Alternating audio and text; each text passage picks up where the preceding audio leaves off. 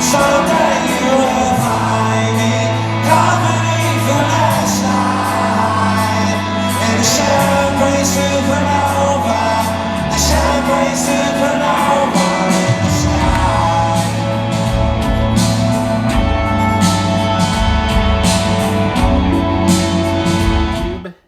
Ed coming back with a Mail Day recap video. What has happened in the world of baseball since my last Mail Day recap? Well, let's see. We pretty much had a ton of history, ton of baseball history happen. The Phillies got eliminated, which, if you watch my last Mail Day recap from the NLDS, I pretty much had a pessimistic view on the Phillies' chances against the Dodgers. Didn't see them losing in the way that they lost, to lose on a walk-off error. But the Phillies are going to run it back for a fifth year. And they got a pretty good club. And the Dodgers got a pretty good club, according to Dave Dombrowski. So, yeah, really not happy in Phillies land, but business as usual there. Despite the way that the Phillies season ended, I did continue watching baseball, watching the playoffs. Was highly interested in the ALCS because it was the Seattle Mariners versus the Blue Jays. Two really starving fan bases who have not won a World Series.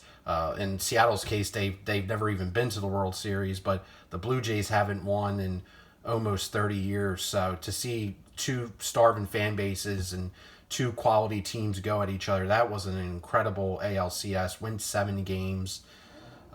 Man, and I'm telling you what, watch that Game 7 last night, and when George Springer hit that homer, it was weird. I was talking to Ray, Mike O, Reese, Indy Card Ranger. When Springer hit that homer, I don't know what it was in my brain, but I got a horrible flashback to Joe Carter in 93. And it's weird that something that's happened, 30 years ago still sticks with you.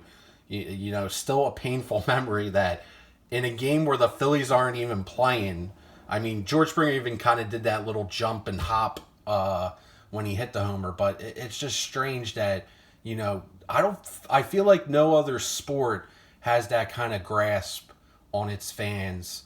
Memories, connections, the emotional baggage, or the or what you have to the team or what you have to the game.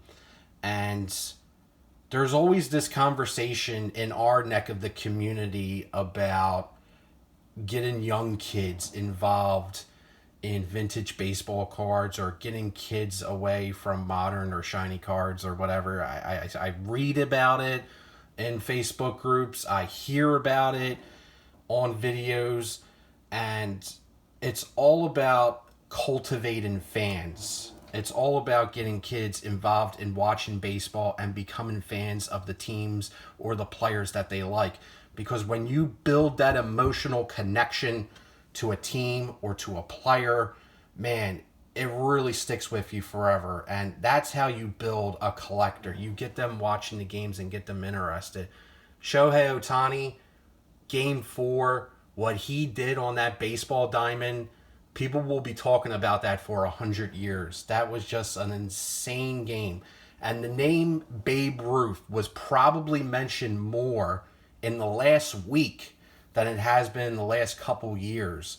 So you're bringing attention. All these young kids that just watched what Ohtani did, they're going to hear the name Babe Ruth, and they're going to want to maybe investigate who this Babe Ruth fellow is, because they're hearing that Shohei is on the same level, if not better than Babe Ruth. They're going to want to check him out and see what he's about, Babe Ruth. This is how you cultivate the sphere of collectors and get people interested in other areas of the hobby. And man, I really feel for the Jays, Blue Jays, and also the Seattle Mariners fans, because that's two starving fan bases there. And I've seen so many videos, after Eugene Suarez hit that grand slam. I must have saw about like 6 or 7 videos of Mariners fans bawling their eyes out, happy tears that their team won that game.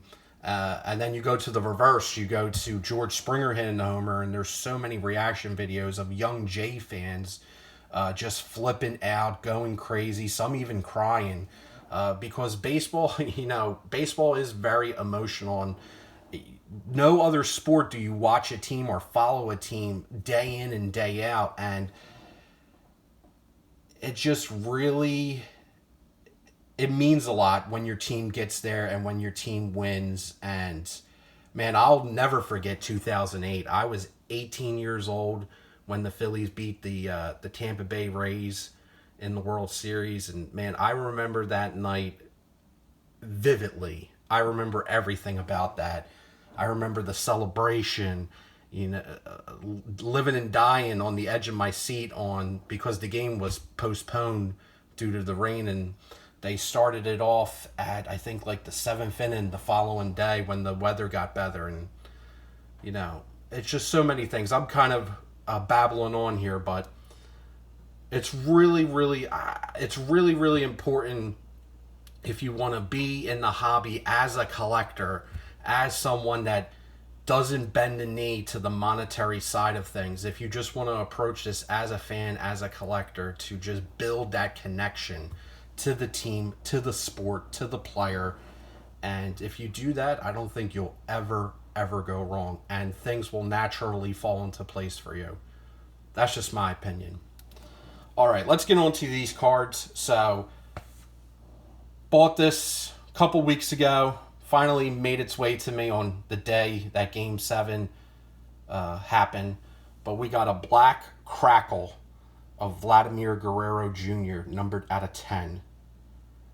Black crackle time for Vladdy Jr., numbered out of 10. Apologies about that. Phone was ringing, and the timing on that. This is the second time I've done a video where the phone rings. But So, showed the Vladimir Guerrero Black Crackle, and the other addition to the collection. Shout out to Tyrone, Mr. Ty Nitty, Daniel 46319, wrote me a nice note here. He put, Dear Ed, do you have a Phillies T206 card? Well, now you do. It's almost Halloween time. This is a pre-war card, and it literally looks like it went through a war. Your bud, Tyrone, a.k.a. Ty. And Ty sent me this really nice Mickey Doolin for the Phillies. Did not have this card, and it definitely shows a lot of character, which is cool. I feel, honestly, I love when vintage cards, especially the tobacco cards, the pre-war cards, look like this. I feel like that's what they should look like. I always am kind of skeptical when the card looks like it just came out of the cigarette box, especially in this day and age with all the bad actors and whatnot in the hobby space. But to answer your question, Ty, I actually do have a Phillies T206 card in the collection. It's actually the same player. So got this when I was a kid many years ago. This is the 1909 Piedmont Cigarettes, Mickey Doolin. But I've had this since I was a little kid, and always had it in the collection. Got it graded, I think, like 5-6 years ago.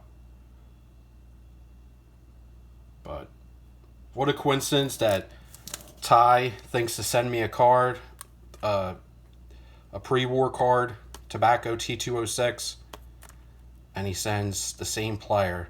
That is an awesome coincidence and really cool. Appreciate that, Ty. I'm going to leave his link down below. Go check out Ty's channel, or as Dave Archer calls him, Tyrone. And that's all I got for you guys. So thanks for watching. Again, enjoy the hobby. Watch the games. Enjoy the World Series. We got the Dodgers. We got the Blue Jays. I'm sure something historical will happen. You know it. Watch the games.